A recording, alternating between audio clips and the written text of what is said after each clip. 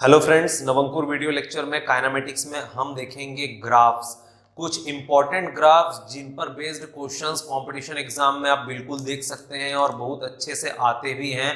Previous year JW और NEET में graphical question kinematics से पूछे भी गए हैं और काफी ट्रिकी और बहुत इजी क्वेश्चंस होते हैं। अगर आपको ग्राफ से रिलेटेड थोड़ी बहुत चीजें पता हो, स्पेशली मैं इसलिए बोल रहा हूं बिकॉज मैंने प्रीवियस वीडियोस में मैथमेटिकल टूल में एक सेक्शन कवर किया था ग्राफिकल एनालिसिस। जब भी ग्राफ बेस्ड क्वेश्चंस आए तो आप उनसे कैसे डील करें, और उस ग्राफिकल एनालिसिस पे दो ही इंपॉर्टेंट कंक्लूजन निकल के सामने आए थे।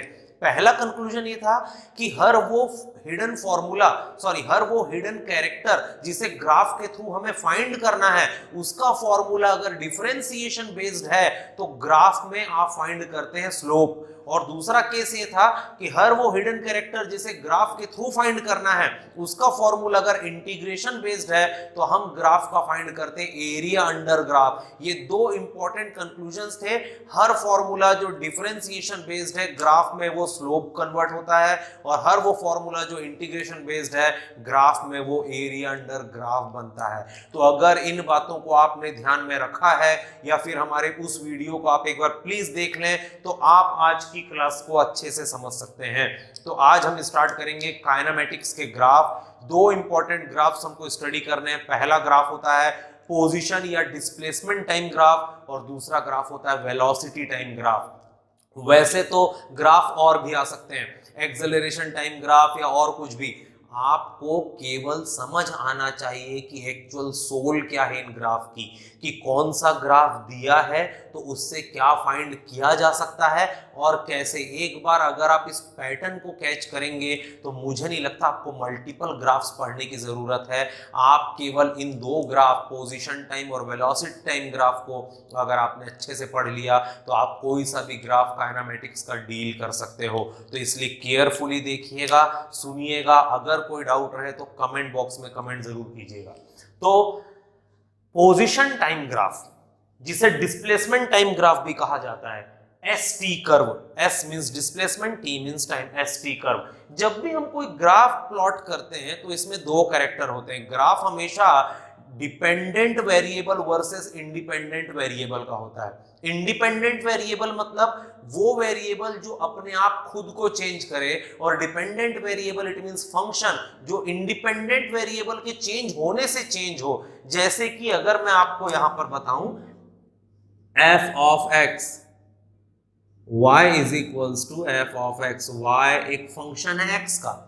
यहां पर x जो है वो है इंडिपेंडेंट वेरिएबल। x खुद की वैल्यू खुद चेंज करेगा, और जब x अपनी वैल्यू चेंज करेगा तो y की वैल्यू चेंज होगी, तो y हुआ डिपेंडेंट। तो हमेशा इक्वेशन में लेफ्ट हैंड साइड लिखा जाता है डिपेंडेंट वेरिएबल को और राइट हैंड साइड लिखा जाता है इंडिपेंडेंट वेरिएबल को। और इसे अगर आप ग्राफ से एसोसिएट करेंगे तो जो लेफ्ट साइड डिपेंडेंट वेरिएबल है ये हमेशा वर्टिकल एक्सिस में कन्वर्ट होता है, और जो राइट साइड इंडिपेंडेंट वेरिएबल है वो हमेशा हॉरिजॉन्टल एक्सिस में कन्वर्ट होता है। तो जब भी आप किन्हीं दो कैरेक्टर के बीच ग्राफ प्लॉट करते हैं, उन दो में से आपको आइडेंटिफाई करना जरूरी है कौन इंडिपेंडेंट है और कौन डिपेंडेंट है। जो इंडिपेंडेंट है वो हॉरिजॉन्टल एक्सिस में आएगा और जो डिपेंडेंट है वो वर्टिकल एक्सिस में जाएगा।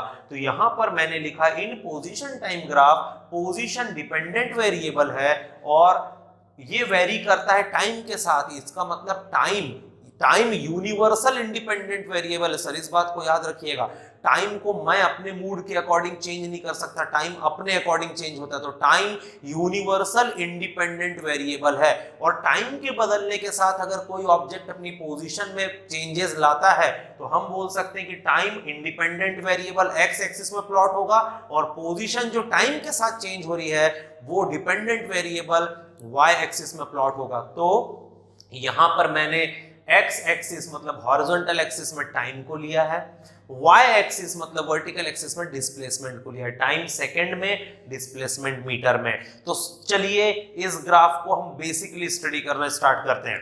तो सपोज कोई पार्टिकल टाइम की वैल्यू t1 पर किसी ओरिजिन O से s1 मीटर दूर प्लेस्ड है, तो इनिशियल डिस्प्लेसमेंट पार्टिकल का है s1 जबकि टाइम था t1। टाइम थोड़ा सा चेंज होता है, टाइम थोड़ा आगे बढ़ता है, टाइम की नई वैल्यू आ गई t2, और टाइम की इस नई वैल्यू पर उस भाई साहब ने अपना पोजीशन भी चेंज किया, अब उनका नया डिस्प्लेसमेंट आ गया s2। तो इनिशियली द बॉडी और द पार्टिकल और the object was at point p1 where time was t1 and displacement was s1. Right now the body or the particle or the object reaches at point p2. Here the time becomes t2 and its new displacement becomes s2. तो initial position p1 पे जबकि time t1 और displacement s1 था, final position p2 पे जबकि time t2 और displacement s2 हो चुका है। तो ये हमने एक ग्राफ प्लॉट किया, टाइम की दो वैल्यूज के कोरेस्पॉन्डिंग डिस्प्लेसमेंट की दो वैल्यूज और ये दो पोजीशन p1 एंड p2। अब क्वेश्चन ये आता है कि सर P1 से P2 जब भाई साहब अपनी पोजीशन चेंज करेंगे तो ये चेंज कैसे होगा, स्ट्रेट लाइन के फॉर्म में होगा कि कर्व के? तो ये कुछ भी हो सकता है, पर मैंने यहां पर बाय डिफॉल्ट एक स्ट्रेट लाइन बनाई हुई है। क्यों स्ट्रेट लाइन?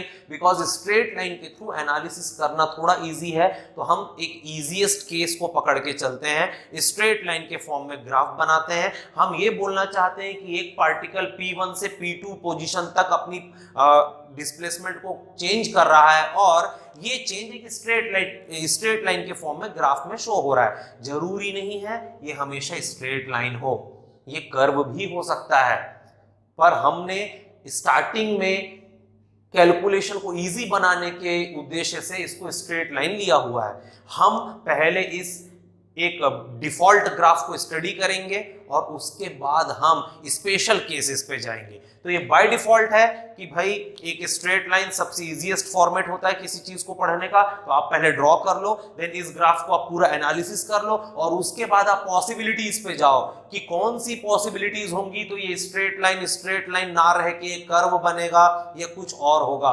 तो अच्छे से सुनिएगा ग्राफ का, फिर से मैं आपको इंट्रोडक्शन देता हूं। हॉरिजॉन्टल एक्सिस में टाइम, वर्टिकल एक्सिस में डिस्प्लेसमेंट। टाइम t1 से t2 तक शिफ्ट हो रहा है तो डिस्प्लेसमेंट s1 से s2 तक चेंज हो रही है और इनिशियल पोजीशन p1 से फाइनल पोजीशन p2 तक ऑब्जेक्ट पहुंचता है और ये चेंज ग्राफ में स्ट्रेट लाइन के फॉर्म में है। और तो और मैंने ये भी यहाँ पर रिप्रेजेंट किया है कि जो स्ट्रेट लाइन हमने बनाया है p1 p2 जो किसी पार्टिकल की पोजीशन में चेंज को रिप्रेजेंट कर रही है, ये स्ट्रेट लाइन का हॉरिजॉन्टल एक्सिस से इंक्लिनेशन मैंने थीटा दिया हुआ है। अब इसका क्या रोल है इसको भी हम देखते हैं। तो अगर आपको ये ग्राफ क्लियर है, डिपेंडेंट इंडिपेंडेंट हॉरिजॉन्टल वर्टिकल में किनको लेना है ये क्लियर है, तो अब आप आगे बढ़ेंगे कि पोजीशन टाइम ग्राफ जब भी हमें गिवन हो सर हम उससे क्या फाइंड करेंगे।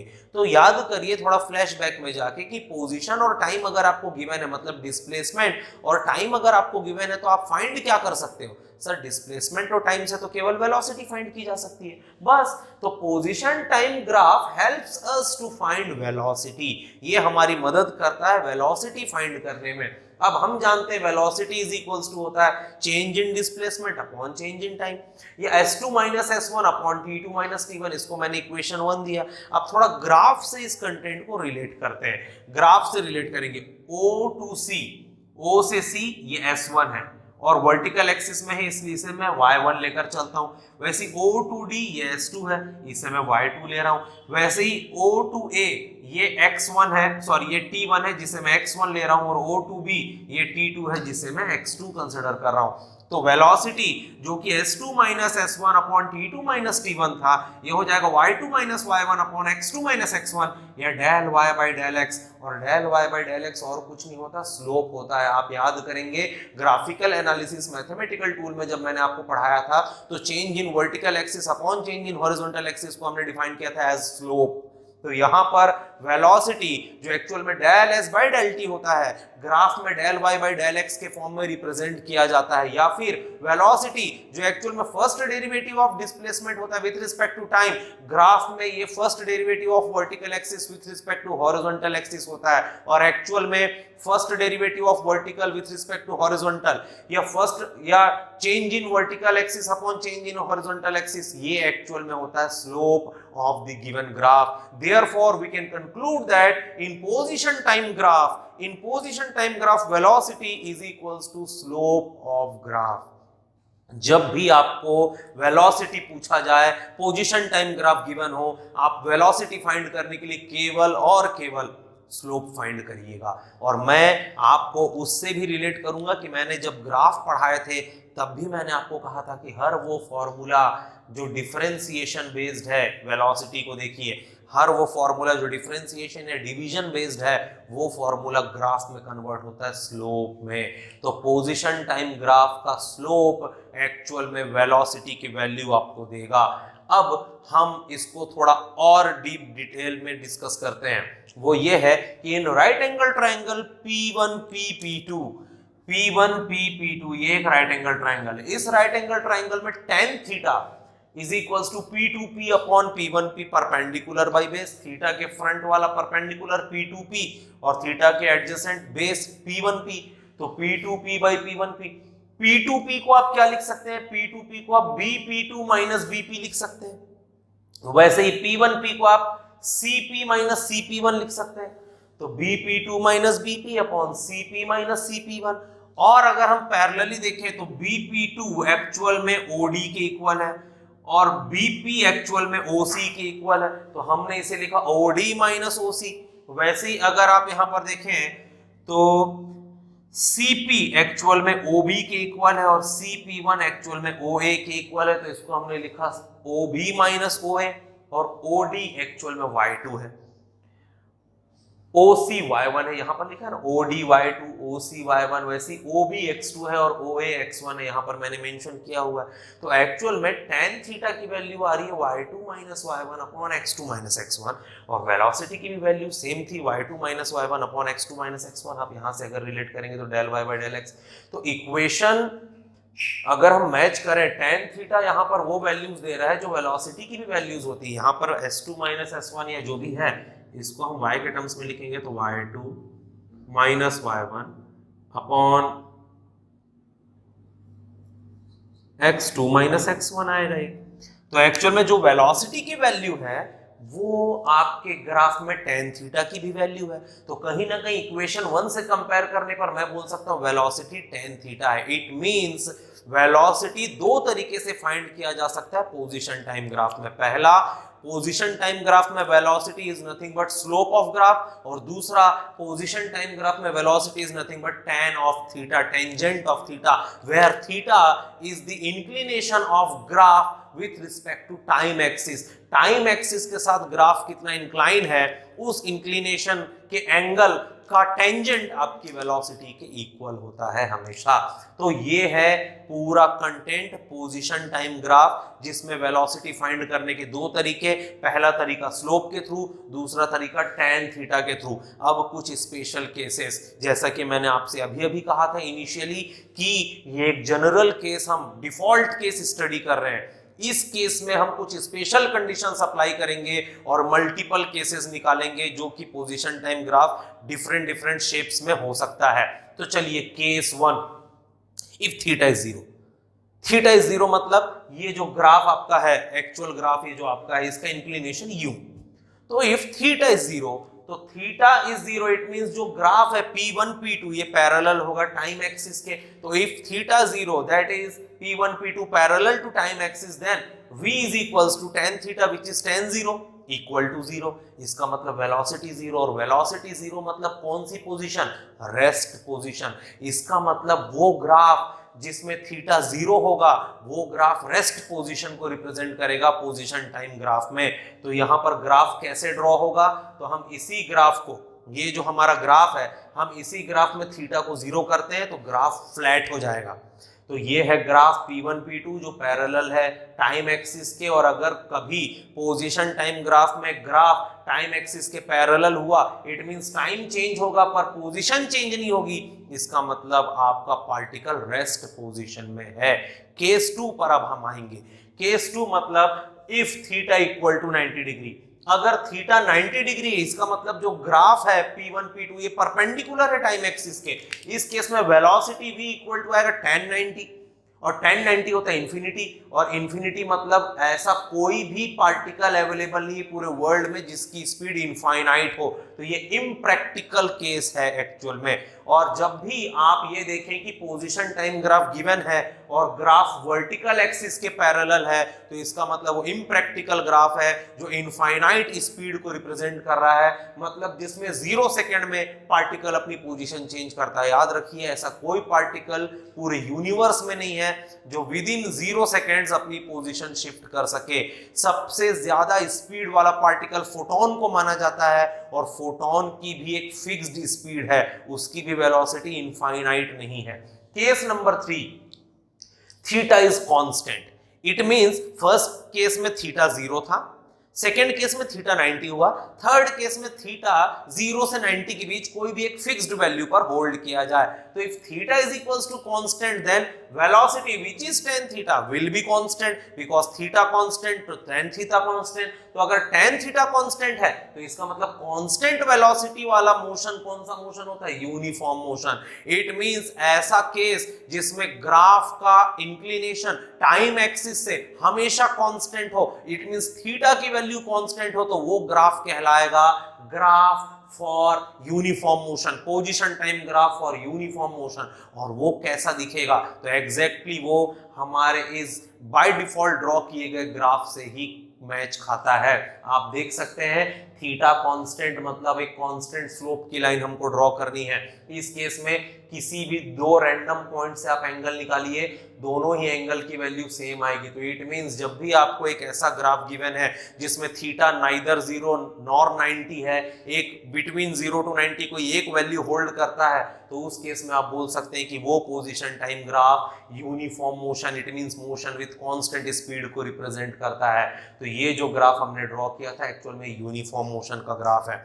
Graph number 4, it means case 4, if theta is increasing, theta is increasing मतलब आपकी जो थीटा की वैल्यू है ये 0 से 90 के बीच लगातार बढ़ रही है। इनिशियली जब बॉडी P1 पे थी तो थीटा एक पर्टिकुलर वैल्यू पे था, जैसे ही बॉडी P1 से मूव करना शुरू करी टुवर्ड्स P2, थीटा की वैल्यू लगातार इंक्रीज हो रही है। तो if theta is increasing velocity will also increase. Why?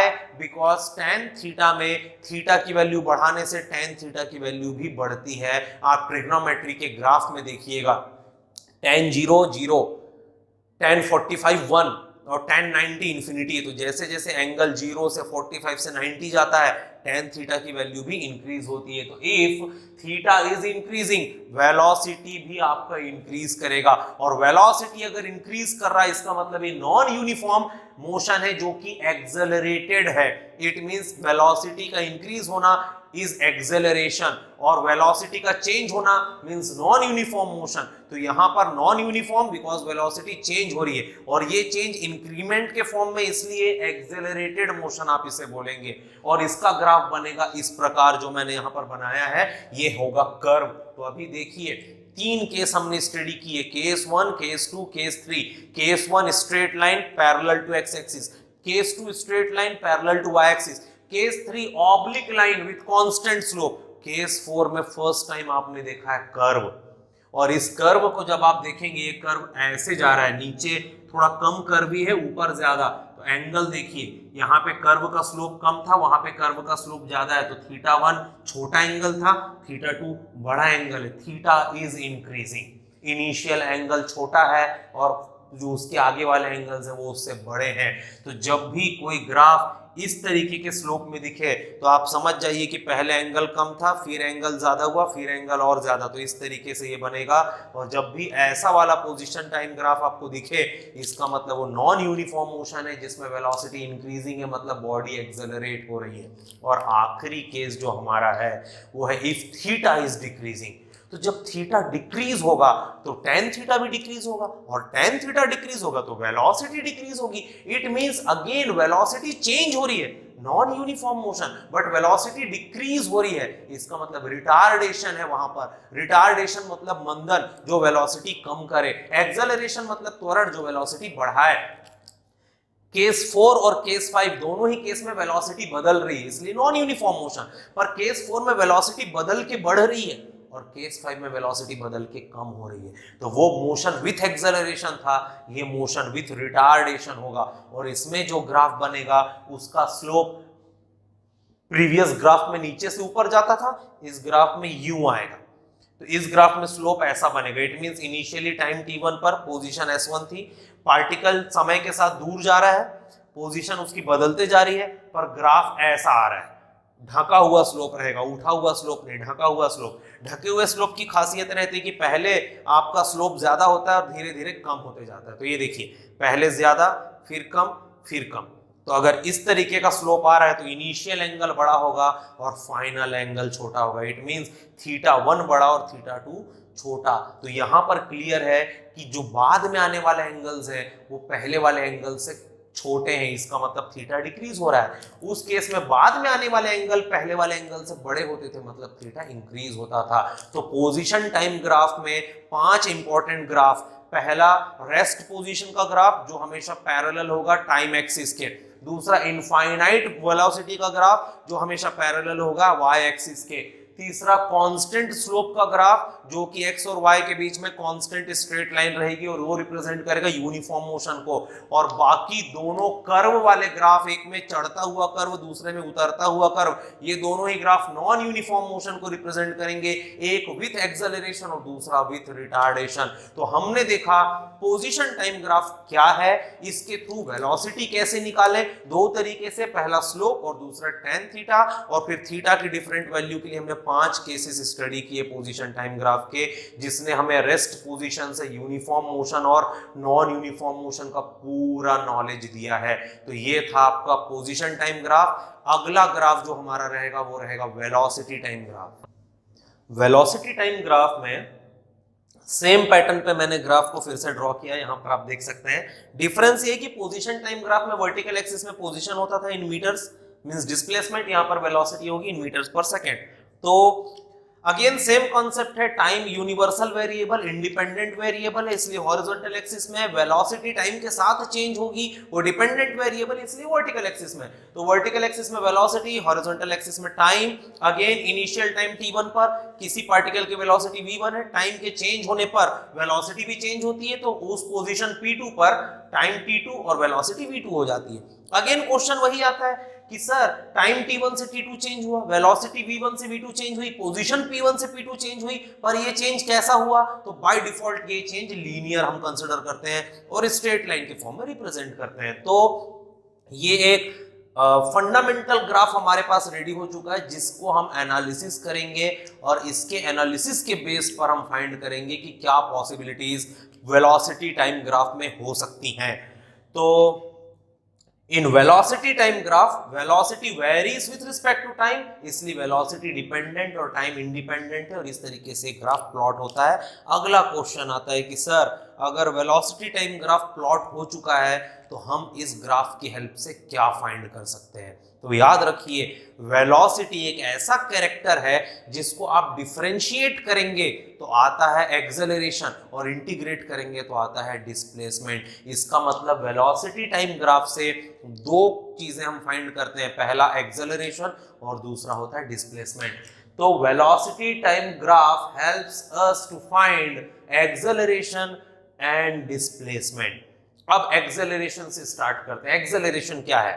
Change in velocity upon change in time, और v2 minus v1 upon t2 minus t1, या फिर y2 minus y1 upon x2 minus x1। क्यों? क्योंकि vertical axis की value को y और horizontal axis की value को हम x से रिप्लेस कर सकते हैं। तो यहां पर वही data OC O2C which is equals to v1 which is equals to y1, O2D v2 y2, similar O2A t1 x1, O2B t2 x2। तो एक्सेलरेशन जो कि v2 minus v1 upon t2 minus t1 था, इसको y2 minus y1 upon x2 minus x1 लिख सकते हैं और ये हो जाएगा del y by del x। तो जब भी change in vertical axis upon change in horizontal axis होता है, इसे बोलते हैं स्लोप ऑफ ग्राफ। तो अगेन आपने देखा एक्सेलरेशन एक्चुअल में डिवीजन बेस्ड फॉर्मूला होता है या फिर एक्सेलरेशन डिफरेंशिएशन बेस्ड फॉर्मूला होता है। तो जब भी कोई कंटेंट डिफरेंशिएशन या डिवीजन के थ्रू फाइंड किया जाए ग्राफिकली, वो होता है स्लोप ऑफ ग्राफ। तो इसीलिए हम बोलेंगे कंक्लूजन में कि in velocity time graph acceleration is equals to slope of velocity time graph. जैसे पोजीशन टाइम ग्राफ में velocity equals to slope of position time graph होता था, वैसे ही वेलोसिटी टाइम ग्राफ में acceleration slope of velocity time graph होगा। तो पहली चीज तो फाइंड हो गई कि एक्सेलरेशन वेलोसिटी टाइम ग्राफ में स्लोप होता है और एक्चुअल में ये इस तरीके से लिखा जा सकता है। अब अगर हम इसको ट्रिग्नोमेट्री से रिलेट करें तो again same, in right angle triangle P1 P2 tan theta की वैल्यू भी y2 - y1 upon x2 - x1 आती है। तो अगर मैं इस वैल्यू को इस फाइंड वैल्यू से रिलेट करूं तो एक कंक्लूडिंग पॉइंट और आएगा यहां पर, वो ये कि एक्सेलरेशन एक्चुअल में टेंजेंट ऑफ थीटा होगा, where theta is inclination of velocity time graph with time axis. तो एक्चुअल में अगर आपको पहला कैरेक्टर फाइंड करना है जो कि एक्सेलरेशन है with the help of velocity time graph, दो अप्रोचेस हैं। पहला अप्रोच कि आप स्लोप फाइंड कर लो ग्राफ देखकर, या दूसरा अप्रोच अगर ग्राफ का इंक्लिनेशन गिवन है आपको तो उसका टेंजेंट फाइंड कर लो। तो अगर आपको वेलोसिटी टाइम ग्राफ गिवन हो और आपको एक्सेलरेशन फाइंड करना हो तो acceleration with the help of velocity time graph is nothing but the slope of velocity time graph or the tangent of the angle of inclination of velocity time graph with respect to time axis। तो इस तरीके से acceleration find किया जाता है। Second content पर आते हैं जो कि डिस्प्लेसमेंट है। याद रखिएगा पोजीशन टाइम ग्राफ से केवल एक चीज निकलती है, वो है velocity, but velocity time graph से दो चीजें निकलती हैं, एक्सेलरेशन भी और डिस्प्लेसमेंट भी। क्यों? क्योंकि वेलोसिटी मिड कैरेक्टर है, इसे डिफरेंशिएट करोगे तो एक्सेलरेशन मिलेगा और इंटीग्रेट करोगे तो डिस्प्लेसमेंट। इसलिए वेलोसिटी टाइम ग्राफ ज्यादा इंपॉर्टेंट ग्राफ है क्योंकि इससे दो कैरेक्टर्स फाइंड किए जाते हैं। तो डिस्प्लेसमेंट क्या होगा? तो डिस्प्लेसमेंट एक्चुअल में होता है integral of velocity with respect to time. Why? Because velocity is first derivative of displacement with respect to time। तो उसको अगर हम साइड चेंज करके सॉल्व करेंगे तो displacement becomes first integral of velocity with respect to time। तो displacement s is equals to integral of velocity with respect to time। और जब भी कोई फॉर्मूला इंटीग्रल बेस्ड हो तो वो ग्राफ में कन्वर्ट होता है एरिया अंडर ग्राफ में। प्लीज रिमेंबर, मैं बार बार रिपीट कर रहा हूं, हर वो हिडन कैरेक्टर जो डिफरेंशिएशन बेस्ड होता है वो ग्राफ में बनता है स्लोप, और हर वो हिडन कैरेक्टर जो इंटीग्रेशन बेस्ड होता है ग्राफ में वो बनता है एरिया अंडर ग्राफ। तो here displacement is integral of velocity with respect to time, therefore we can conclude that in velocity time graph displacement is equals to area under velocity time graph।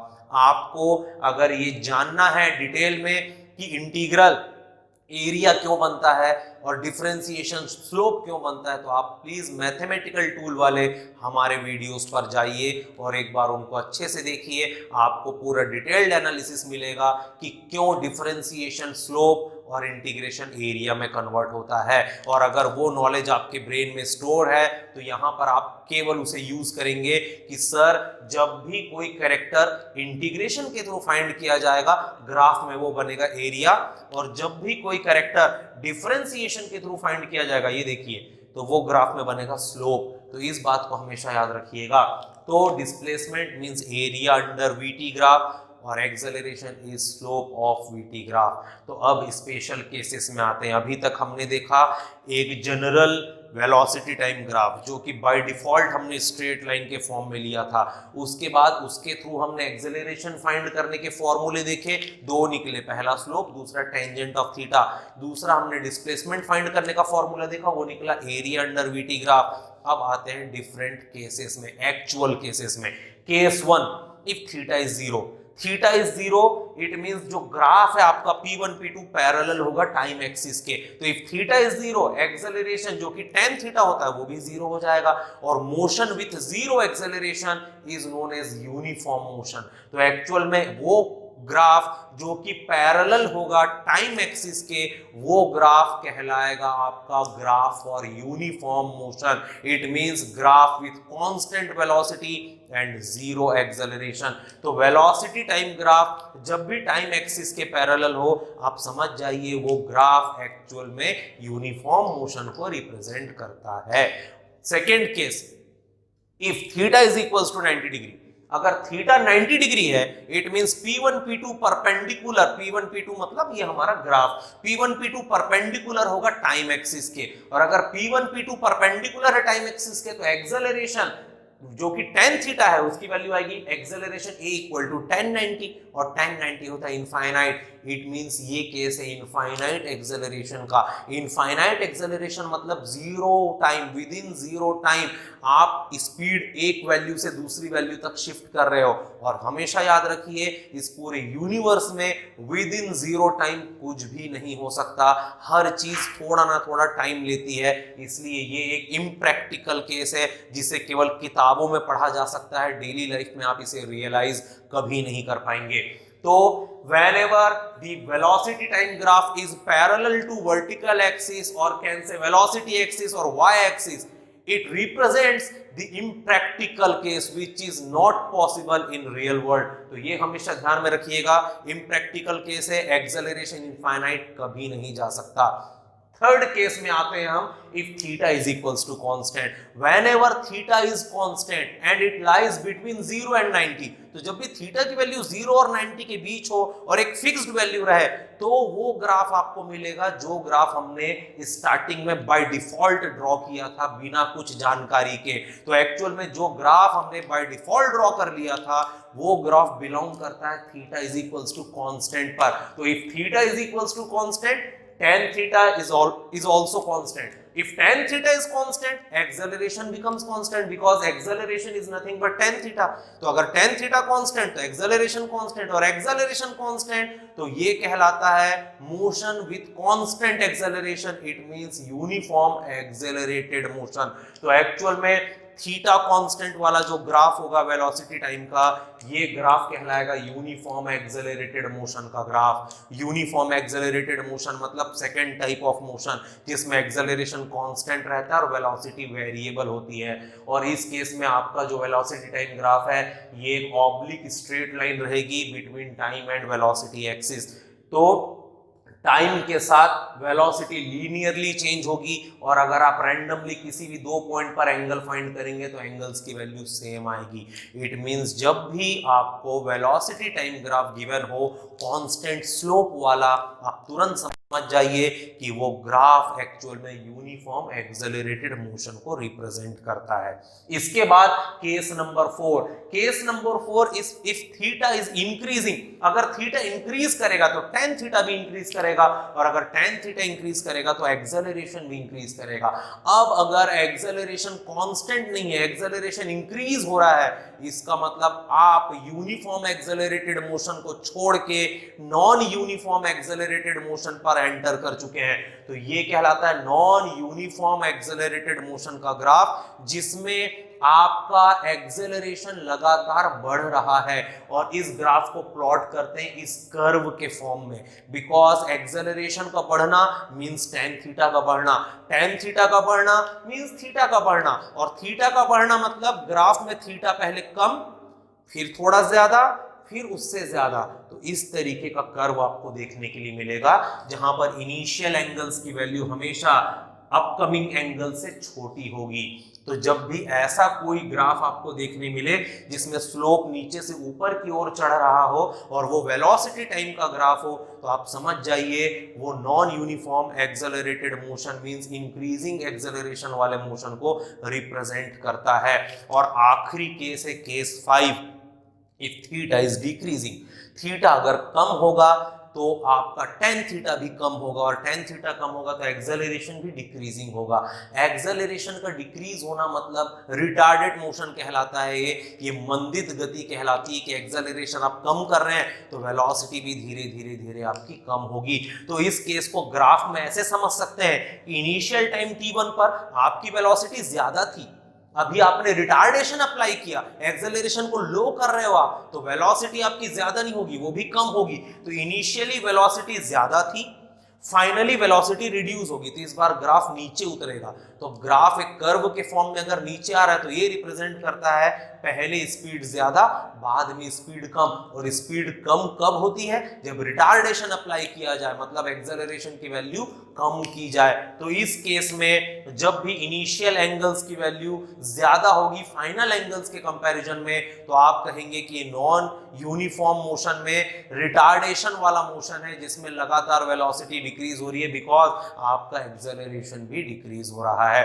तो ये 5 graph, जिसमें से 2 curve, एक increasing curve दूसरा decreasing curve, ये दोनों acceleration और retardation को रिप्रेजेंट करते हैं। कांस्टेंट स्लोप वाला ग्राफ यूनिफॉर्म एक्सेलरेटेड मोशन को रिप्रेजेंट करता है, और जीरो स्लोप का ग्राफ जो कि पैरेलल टू टाइम एक्सिस है, रिप्रेजेंट करता है आपके यूनिफॉर्म मोशन को। तो इस तरीके से हमने बाय डिफॉल्ट एक केस ड्रॉ किया, एक्सेलरेशन कैसे निकाले वेलोसिटी टाइम ग्राफ से, डिस्प्लेसमेंट कैसे निकाले वेलोसिटी टाइम ग्राफ से, इसे स्टडी किया। और इसके बाद इसके 5 केसेस देखे कि अलग अलग केस में यूनिफॉर्म मोशन में, यूनिफॉर्म एक्सेलरेटेड मोशन में और नॉन यूनिफॉर्म एक्सेलरेटेड मोशन में ग्राफ कैसा कैसा बनेगा। इसी के साथ काइनेमेटिक्स में जो इंपॉर्टेंट ग्राफ्स का सेक्शन है खत्म होता है, और इसके साथ ही आपका 1 dimensional motion, it means motion in a straight line वाला सेक्शन भी काइनेमेटिक्स का क्लोज होता है पूरी तरीके से। क्वेश्चंस अटैच्ड हैं, प्लीज सॉल्व करिए, ना बने तो हमें कमेंट बॉक्स में आप लिख कर भेजिए। अगर आपको इसमें और कोई क्वेरीज है या लगता है 1D मोशन में हमने कोई पोर्शन कवर नहीं किया, तो बिल्कुल आप कमेंट बॉक्स में लिखिए। अगले लेक्चर में हम स्टार्ट करेंगे 2 डायमेंशनल मोशन काइनेमेटिक्स का। और अगर आपको वीडियो पसंद आते हैं, चीजें समझ आती हैं, तो प्लीज कमेंट बॉक्स में कमेंट करिए, क्वेरीज करिए, सजेशंस दीजिए, और इसके अलावा सब्सक्राइब करिए हमारे चैनल को, ज्यादा से ज्यादा लोगों से शेयर करिए और लाइक करिए। Thank you.